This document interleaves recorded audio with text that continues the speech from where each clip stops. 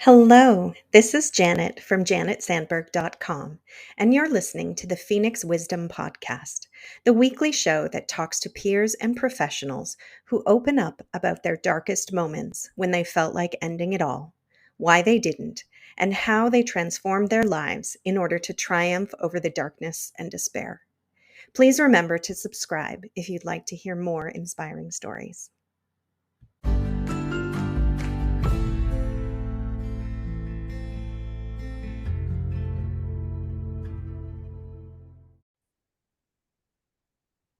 Hello, and welcome to the Phoenix Wisdom Podcast.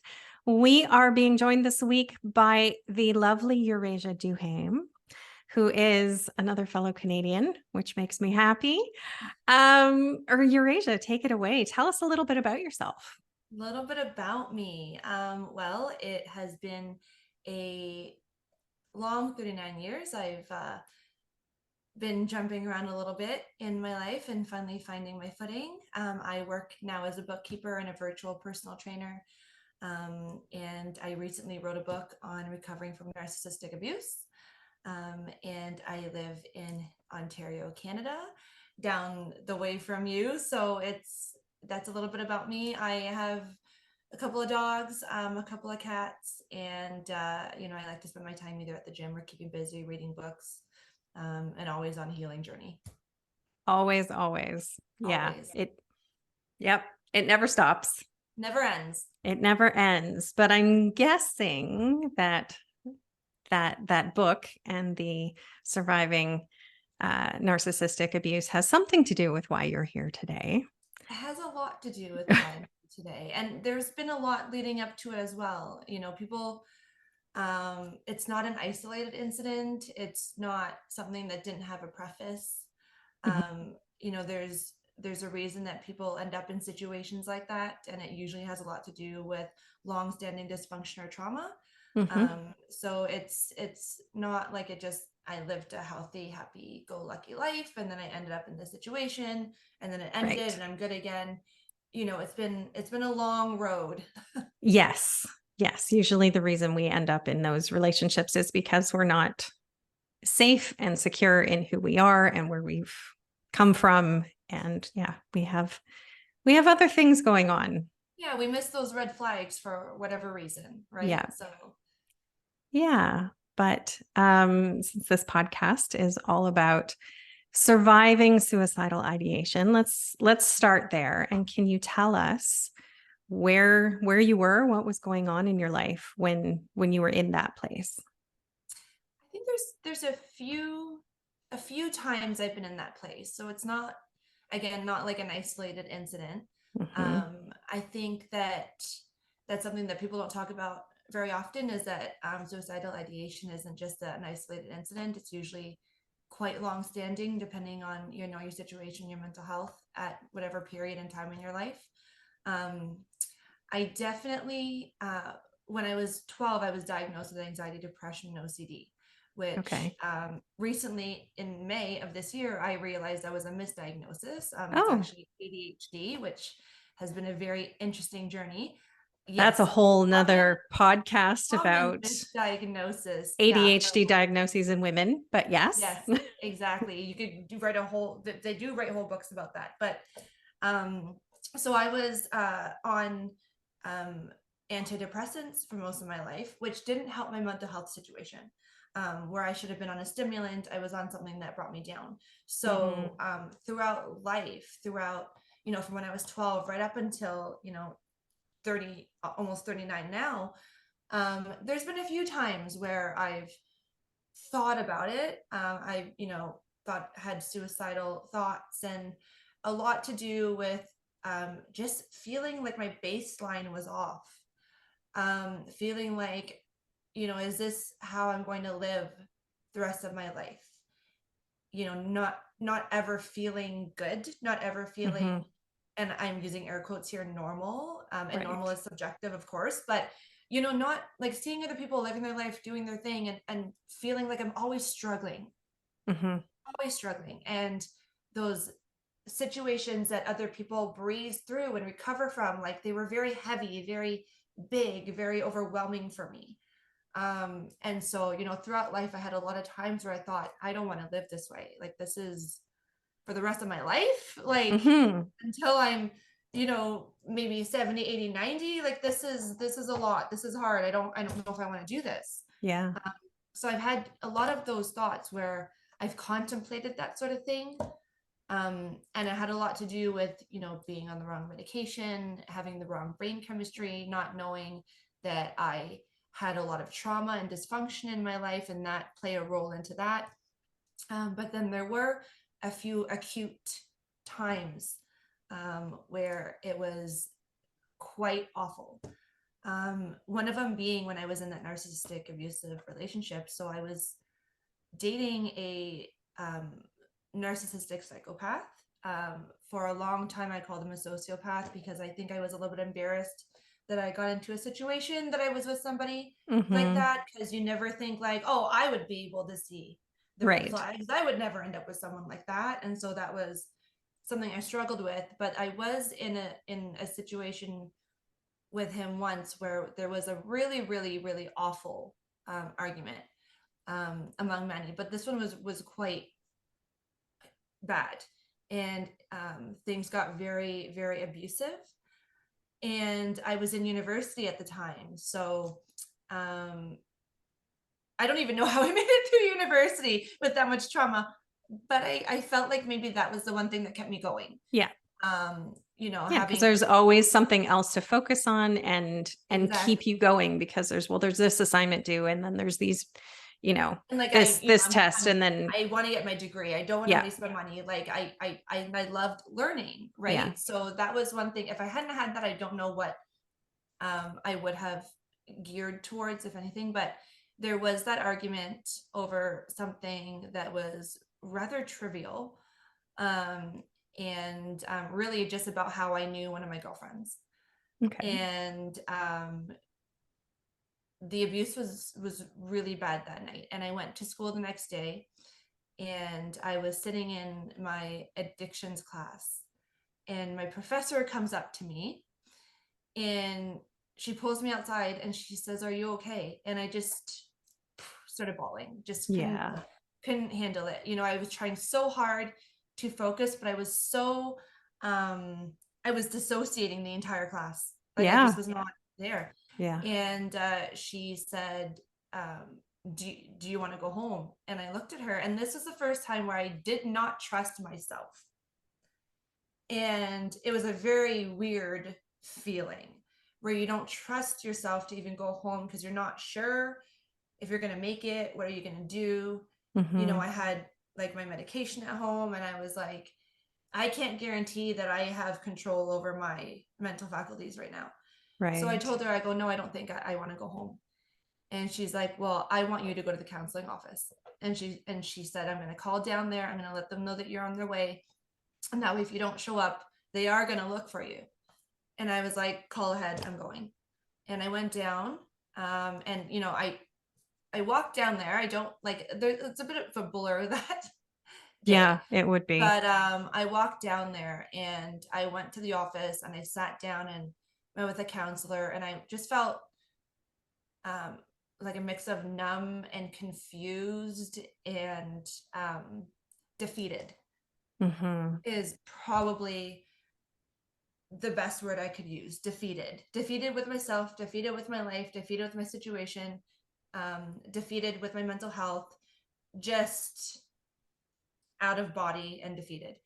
And the counselor sat down with me, and I don't remember our conversation, but at the end of whatever conversation we had, she said, I want you to go to the hospital.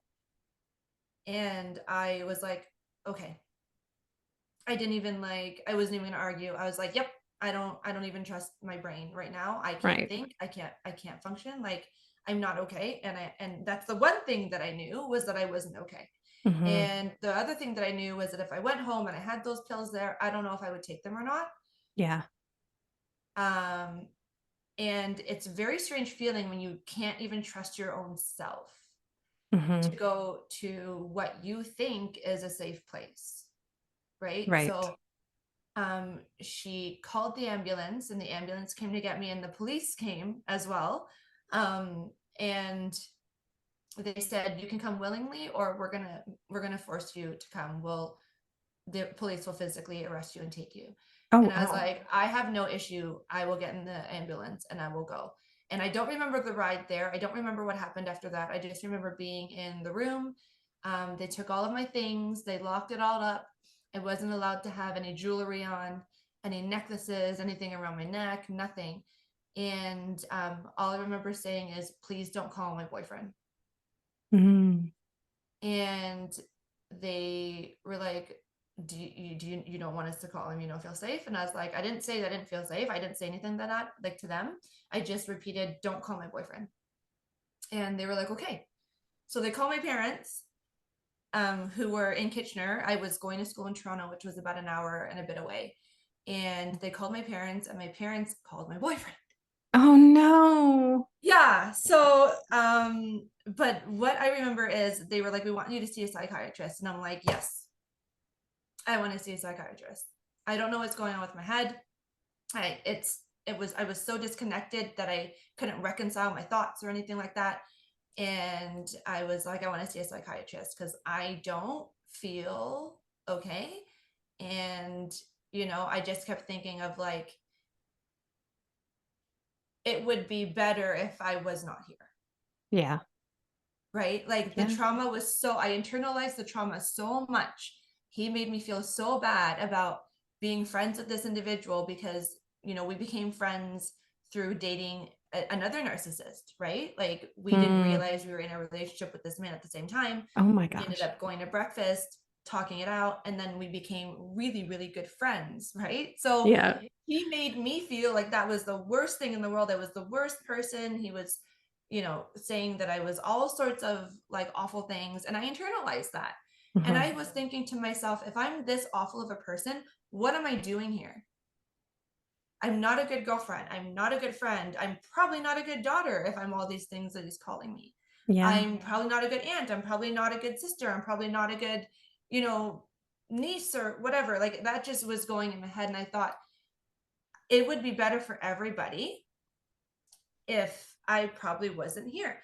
And Right. that's one thing that I think about often when people talk about suicide is you hear a lot of oh, it was very selfish of them to do that sort of thing. Mm-hmm. But the thing is that when you're in that moment, you're not thinking of anybody else in your life. You're so consumed with your pain. Mm-hmm. You just want the pain to stop. Yes. And we also often think, like you said, if we're such a terrible human being, it's better for everybody else if we're not here. Everybody Like else. we don't want to burden other people You're almost acting, with ourselves. I So think you're acting selflessly at that point. yeah, we think we're relieving everybody else's problems by taking ourselves out of the situation. Exactly. And just, I wouldn't be a burden. I wouldn't be an emotional burden, a financial burden, a physical burden on anybody if I just wasn't even here. Yeah. Which So is so completely untrue because everybody else around us, everybody else loves us and wants us to be here and loves having us in their lives. but in that much pain, you But don't you even don't, you fathom that. can't, yeah. And you can't, and even if somebody tells you, you're probably just going to think like you're just saying that right now because of XYZ. You know what I mean? Mm-hmm. And then like a month from now, we're gonna have the same argument and it's gonna happen all over again, right? And that's something that is very difficult to break to when you're in that moment. Mm-hmm. Um, and that's why it's so dangerous for somebody to be alone when they're in that moment because Yeah. the pain, the thoughts, the disconnection, the dissociation, it's so heavy and so consuming that you may not even have, like, I was very lucky that I had somebody there to be like, go to the office, this is where you're going, this is what you're doing, I'm sending you down there, I'm calling Absolutely. ahead. But if you're Because alone in that situation, yeah, a lot of you that's can't make those decisions. So having somebody to tell you what to do, and we've talked about this before, is, when people know you're struggling, they're like, well, let me know how I can help. Well, I don't have the mental capacity to tell you how to help me. We yeah. need you to be like, I'm going to bring you dinner tomorrow, or I'm going to come over and do your laundry for you, or, come up with specific ideas because we can't do that. So yeah, like you having the prof who was like, go to counseling, and the counselor being go to the hospital, and the hospital being see a therapist. Right. Having somebody tell you what you needed was just such a blessing. And I wasn't even in like the faculty to like, I didn't even want to argue. I was like, yes, I don't know what I need. I don't know what's happening. You want me to go to the hospital? I'm going. You want me to Yeah. see a psych? I'll see him. You want me to lock all my stuff away? I'll do it. Like, I can't function. Mm-hmm. I need you to be my brain because mine is not working at this moment. If I left it to my own devices, I don't know what I would be doing right now. Yeah. Yeah. So, and it's such a strange, scary feeling. And I think about that moment often. Mm-hmm. And even when I was writing my book, when I was reading some of the entries, like some of the entries that I didn't even put in because, there was a lot of suicidal ideation in the entries. And I one didn't want to trigger people. Two, it's very difficult to read. So I didn't put it in there, but it's when you're undergoing trauma or you're dealing with dysfunction or, you're in a really, really dark place, it is actually quite shocking how often you will think about suicide. Mm-hmm.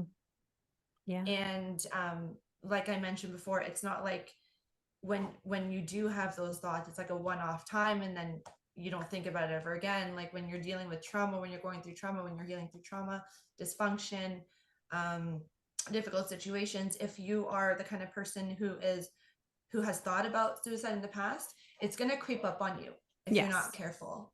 Yeah. Yeah. It's so easy to go back to that place. So yeah, so you were in the hospital, your parents were there. So how long were you in the hospital? What did you do to get yourself back on track? Oh man, I don't even know how long I was there for. I want to say like 45 minutes, but I was probably there for like 4 hours. Okay. Like a good chunk of time. My parents had the time to make it from Kitchener through traffic to North York, and Right. I was still sitting there, right? But I don't remember much of what happened. I saw the psychiatrist who put me on different medication, still treating me for the same wrong diagnosis. And then my parents didn't want me to go home right away, so they took me out to lunch with my ex-boyfriend, which was Not helpful. a difficult situation. But I think in their minds they were like, it's better that we take them out and we sit with them for a hot minute than they go home Yeah. and she's stuck with him for the next how many years or whatever.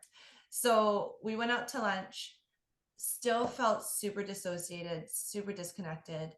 And I don't even know how long it took me to come out of that. Um, that period of time there's a lot of fogginess in that period of time because of the amount of Yeah. trauma that I experienced. Yeah. But if it wasn't for school, I'm not sure how it would have gone. Like I just remember being so focused and clinging to school Mm-hmm. because that was safe for me. Yeah. Right? So I really just was like, I need to be in class. I need to get like I almost fixated on graduating and on the home. And that's probably why I did so well, Yeah. even though I was experiencing so much trauma, because usually when you experience trauma you can't focus, right? But I think I hyper focused because Right. that was a way of getting away from whatever was happening at home Yeah.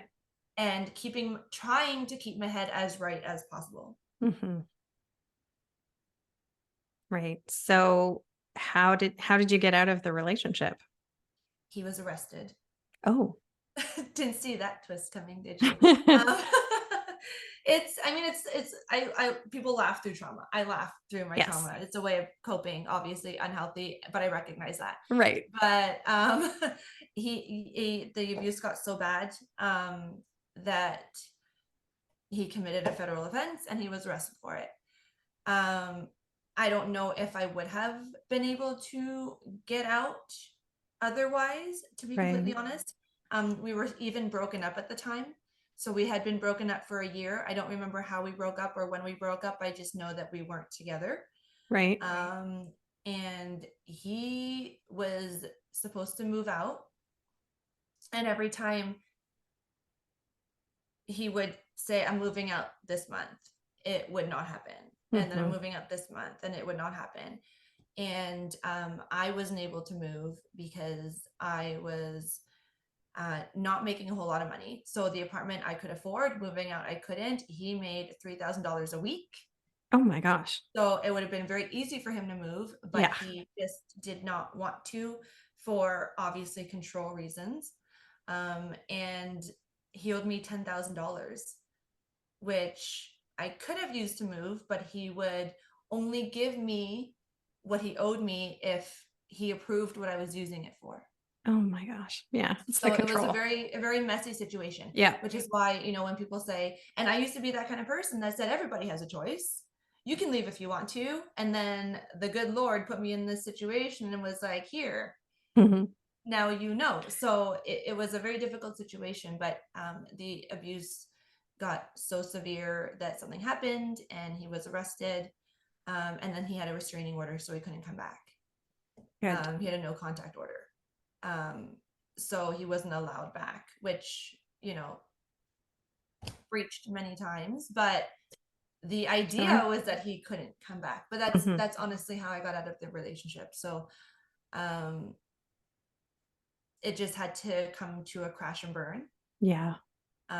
In order for it to actually end. So, and in a way, I'm thankful that happened, because it also changed my mind frame around how I felt about him. Because the trauma bond was real. Yeah. At that point, right? So yeah. But then you have facts saying yeah. he is a terrible person, Yes. Or And it wasn't even, so the ironic thing is that I still, at that time, when the police came, they didn't arrest him on the spot, because they came and I had asked them to pretend it was a noise complaint so that I wouldn't get the backlash for calling the police. Of course. So I wasn't even going to press any charges. But I just wanted what was happening that night to stop. And I believed a police presence would make him stop whatever he was doing and at least maybe go to bed. Right. Right. So that's how my mind was working at the time. Totally irrational.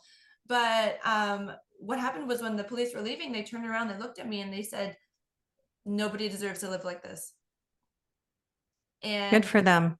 Things kind of clicked a little bit. I was like, you know what, you're right. Like, I don't know how much they heard through, the open window, but they heard enough to be like, this is not okay. Nobody deserves to live this way. And the next day I had called my parents, who I hadn't spoken to in almost a year, because of the relationship. And they took me to a counselor, and the counselor told me, you need to go to the police. You have to go to the police. And so my parents brought me to the police station. And when I made the report, the officer who was there, who came that night, was the one that took the report. And she was like, wow, yeah, this is grounds for arrest. Definitely grounds for arrest. And then they had a warrant for his arrest. And when they arrested him, he had the no contact order. So it's so crazy how the brain works in that type of situation, where if it were an outsider looking in, it would have been so obvious, like, how are you not pressing charges? This is madness. But when because it just becomes your normal, and you are don't in survival mode. You're in survival and you mode, don't right? realize how bad it is and how it's affecting you. Yeah. And you start thinking, like, okay, well, what if he gets mad because of this? What will he do then? And that was my biggest worry. And then when they said, if you press charges, there will be a restraining order, you will be protected. And again, I use air quotes, protected.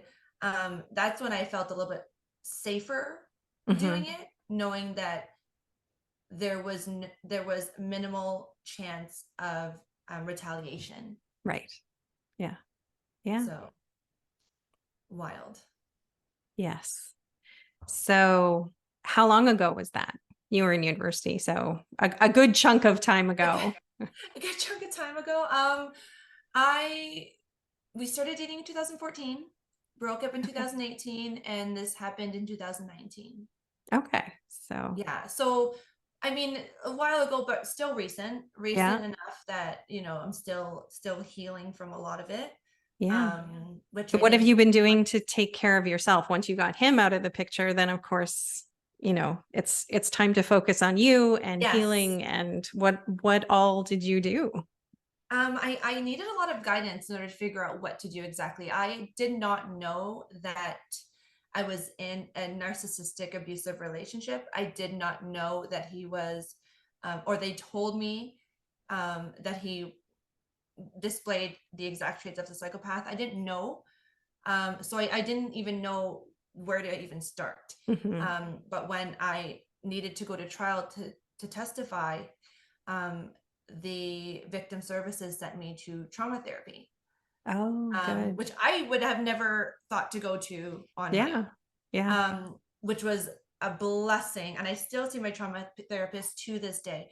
But I went to Good. trauma therapy, learned about narcissistic abuse, learned about the patterns, why I ended up accepting this relationship. And I say accepting because um, these people come into your life, but because of your dysfunction, your trauma in the past, you accept them to stay, which is a Mhm. very difficult thing for people to wrap their head around. But it's a reality. You don't have to Yeah. accept this person in your life, but you do, until you get to the point where you can no longer safely rid yourself of the situation, right? Right. But there was a point where I accepted this and I allowed it until it got so bad that I wasn't able to leave it. But I started trauma therapy, huge, huge blessing. And I really started focusing on what I needed, what I had pushed to the sidelines for so many years, whether Mhm. um, it was a lot of self-care. I had to figure out who I was as a person, Yeah. which I didn't realize that I was such a shell of a person up until that point. I was always seeking Hmm. validation from other people. I was trying to please other people because I believed that love was something that you earned, not something that was given. And you had to earn it by proving to people that you are lovable. So that was something that I had to wrap my head around. Yeah. And in order to be that person, you really have to know yourself, what you like, what you don't, what you stand for, what you don't, and be comfortable with being alone, which was something that I struggled with for a lot of my life because I felt like Hmm. if you had people around you that validated you or loved you, that you were unlovable. Like it was a weird kind Yeah. of Yeah. polarized view of community and love. So I had to figure that out. So I took some time to myself, right up until 2020. So even in 2018, when we were broken up, I started kind of doing things on my own. Um, but in 2019 to 2020, I really focused on doing things by myself. I would go to the movies by myself. I would, you know, if I wanted to do something and there was nobody to do it with me, that's okay. I'll go by myself. Hmm. I wanted to get rid of that clinginess that made me seek outside validation. Yeah. And I really started focusing on mindfulness and doubling down on um, my trauma therapy homework. Like, therapy doesn't work if you only do it for an hour a week with your therapist. Right. You You have to have do the to, homework and do the work in between. Yeah. yeah. And my therapist did give me homework. She gave me readings. She gave me quizzes to do. She gave me mindfulness exercises. I did yoga once a week, yoga and Reiki once a week. Um, Awesome. and I moved apartments because there was so much trauma in Yeah. where I was that I just left that apartment, started fresh, started new. I moved to Cambridge, which was, it's a different city. It's still part of the Tri-City area, Kitchener Road to Cambridge, but it just felt fresh. Yeah. It felt Yeah. different, right? New Um, surroundings can exactly. And I was can by the change water. so much. Yeah. It does change so much. It almost resets you a little bit. Hmm. And I moved by the water because I realized that I need water in order to feel calm. So Mm-hmm. my balcony overlooked the Grand River, and I would watch Oh, the sunset every nice. day. Just those little things made a Absolutely. big difference. And then lockdown happened, the 2020 lockdown. And And I was thank like, all goodness you right, had a good view. at least I had a good view. Exactly. And, I really tried to have those connections with people, but not be attached to them like I would have in the past. Yeah. Because if somebody then didn't act a way in which I expected them to act, it would almost feel like a blow, like like hurtful. Like, what did I do? What did I do? When really I didn't do anything. People have their own lives to live. But that's how I felt prior to starting healing, and so that's what I needed to focus on too. Is um, you don't need that validation. You don't need that constant reassurance. If you don't get it, it has nothing to do with you, and that's perfectly fine. And That's something that I really had to learn and focus on. And I'm still learning and Mm-hmm. focusing on that, right? Because I realized that when I did get into another relationship, after that, traits started to come back, insecurity started to creep back in.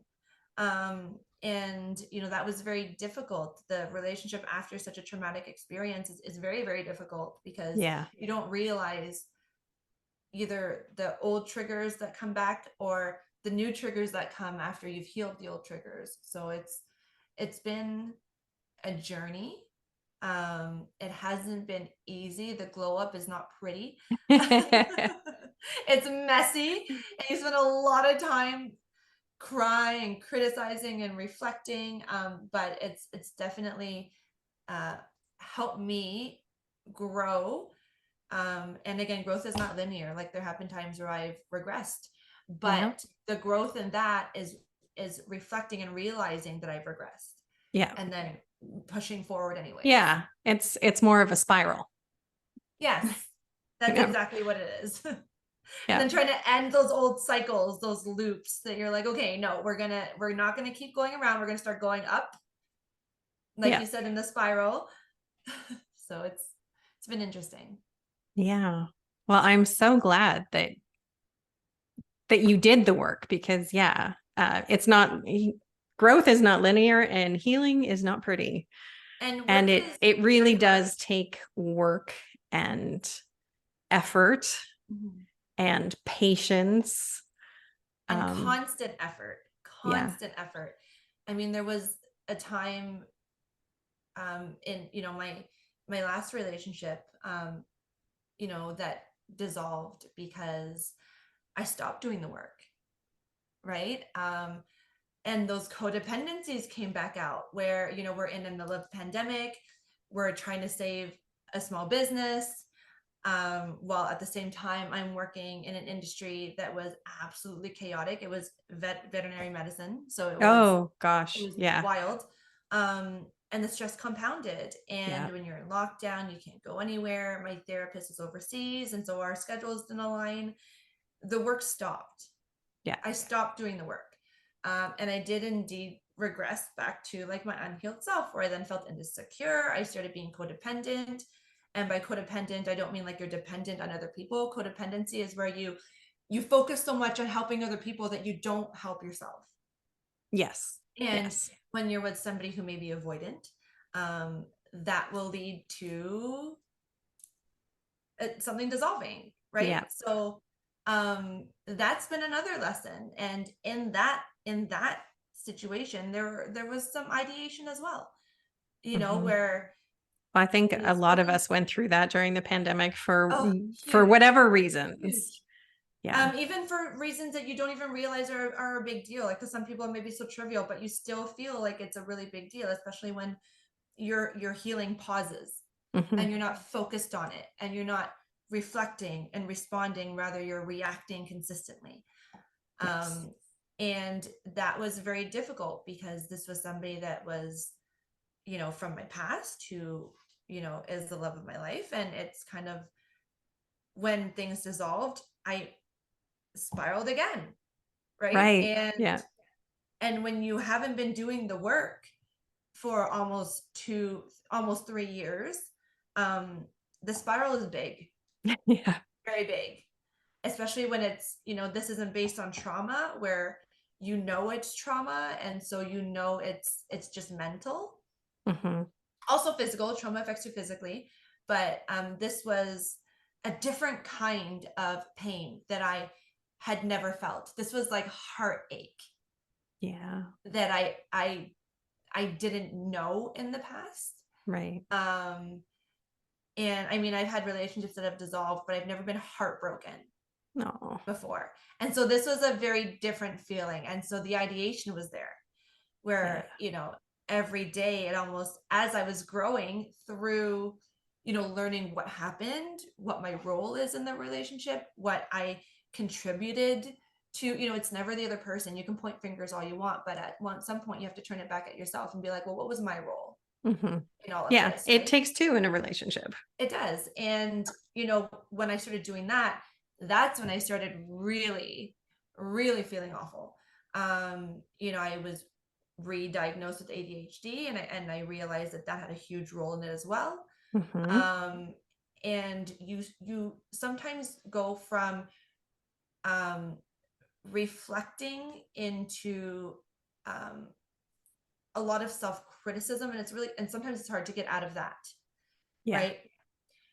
And so I became very critical of myself, and you know, it was a hard transition, realizing that I had ADHD, that I was on the wrong medication, and now I'm on the right medication, and my brain's doing the right chemistry, and that's wonderful. But at the same time, now I see very clearly what my role was, and I'm like, oh man, like, and I can't go back, and I can't fix this, and I can't take back everything that's happened, and I'm unsure about the future, and I'm hurting so much, and every day that I'm healing, I'm loving him more, and therefore I'm hurting more. And you're just like, okay, this is not a good feeling. I don't want to live the rest of my life hurting this way. Right. And so the ideations come back, Right. right? Because you're in the moment And and you're you're like, consumed with this heartache that you're feeling. yeah. And I mean, the heartache is still there. And there are some days where I'm like, oh man, I can't, like, oh, like, this is heavy. This is a lot. Hmm. But I think back to when I was in the mental ward, and I have to find things that are not focused on that, whether it's growing my business, or, making connections with friends, in order to get out of that mind state, because Hmm. I didn't, like, heartache is so consuming. Yeah. But yeah, It's looking hard for those. to see anything else sometimes. Yes. Yeah. Like when you were in school and you could focus on And I had this. school to focus on, right? Right. And now we And don't have that. So we have to find other things to focus other on to things. keep propelling us forward. And my brain needs something that has, like, an end goal, right? Like, when it was school, it was okay. Eventually, there's a paper that's due. There's an exam I need to write. I only have 6 more months, and then I get my diploma. Like, there was always Yeah. an end goal, like a Yes. milestone. When you're out of school, every day can be very similar. So you don't Yes. feel like you have those You milestones. don't have that So same sort of structure. exactly, And that with like those finish goals line that built you're looking at in. right over there. Yeah. And so the healing can, the getting out of that ideation can be more difficult Yes. for people like myself who don't have those milestones. It's like, I just go to work, I do my work, I go home, and every day is going to be the same until I retire. Like, how wonderful. And so I needed things to focus on. So I, you know, got an app where I can do virtual training. And instead of just training people, I'm creating like a 12-week program. And so, I have a goal, like, I need to launch this program. I have a goal, Right. right? And Yep. that is the kind of thing that will keep me moving forward, rather than feeling stagnant because every day is very similar. And maybe that's good for people where they're like, it's a new day and I can focus on new things today. But Yeah. for myself and my brain and the way that I function, um, just waking up and doing the 9 to 5 and then that's it. And even though it's a new day and every day is a gift, it's not the same. It Yeah. doesn't have the same Yeah. effect on me. Yeah. So I'm guessing that writing the book was also one of those little goals It was. that you worked And in there. Tell us a little bit about your book. so it's a journal. It's my journal that I kept from the relationship up until I was, out of court and healing. And I wrote 3 lessons for every entry that I had in that journal. And it's gone through a few evolutions. Every time I reread it, I was like, oh my gosh, that lesson has a little bit of resentment in it, or that lesson is clearly a lesser healed self than I am now. So let's change that. So it's taken a few years, and I also put it to the back burner because during the pandemic, my last relationship, I was so busy focusing on other things. Yeah. I was almost working like 2 full-time jobs, and I just didn't have the capacity to deal with it. And also, when you're reading back through those journals, it's very heavy. Oh, yeah. You feel everything all over again. So you have to be in like a good place to do it. Yeah. And so when I went back, just this past like February, April, May, I reread the entries, I reread the lessons, and they had evolved a little bit. So I rewrote some things. And even since publishing it, like I've evolved a little bit more, right? But basically 3 lessons for every entry about what I learned from the entry, how I've changed or how I've grown, or what I think is important in having felt that way versus feeling now. So Right. it's It's basically really about growth. interesting. Yeah, And to be able to look back and be like, here's a very detailed account of my unhealed self. yes, And now here's my healed self looking back at it. What can I learn from that? exactly. Like, And it's a a lot of beautiful it has, idea. I'm sorry. I said that's a beautiful idea. Thank you. It was me kind of being at my most vulnerable, Yeah. which I felt like I needed to do. I felt like that was going to be like um, probably the most healing thing I could do for myself. And I also know that there are other people out there who probably have gone through the same thing, in different ways, of course, but same feelings, same stuck, same trauma, same type of relationship. Um, and I really wanted to share what I've learned since, because I've been very fortunate to have the support that I had. I was very fortunate to get into therapy for it. And a lot of people don't have that kind of access. Yeah. So I just really wanted to share what I've learned, and bring forth a different kind of mindset to those traumatic events. Yes. Awesome. What's the book called? It's called A Girl with a Snake, Surviving the Narcissist. Oh, Yeah. okay. Yeah. And actually the name came from an oracle card that an oracle deck that I really like and I use often. One of the cards is called A Girl with a Snake, and it's about an empath and a narcissist. What And the deck is dynamic. that? Oh, I forget what I think it's called Love Oracle or Message Oracle. Okay. I can't quite remember, but when I use a lot of oracle cards, so I was just yeah, I was curious. shuffling and that card came out and I was like, oh, that's familiar. Yeah. I'm gonna use Yeah. that name. It's amazing where the inspiration comes from. Can come from anywhere. Yeah, absolutely anywhere. It was almost Yeah. like a God drop. It was like, here, you don't know what to call your book. Here's the oracle card. We're gonna have it come right out as you're shuffling, and it just clicked right away. I was like, this is Yeah. perfect. Perfect. It is. It is. And we'll definitely link to it in the podcast description. So I just want to thank you so much for being here today and Well, being thank so you. open and sharing your story and everything that you went through. And I am very, very happy that you're still here with us and that you are sharing your wisdom of, trauma and healing, and on the podcast and in your book, helping people in lots of ways. And of course, with your training, helping people in the mental and the physical. Yes, we focus a lot on mindfulness and awareness, not just physical, but mental. It all mind, spirit, soul, body, it all goes together. So All the same thing. Yeah. all the Good. same. Well, thank you. And I look forward to staying connected. Thank you so much for having me, and I do as well.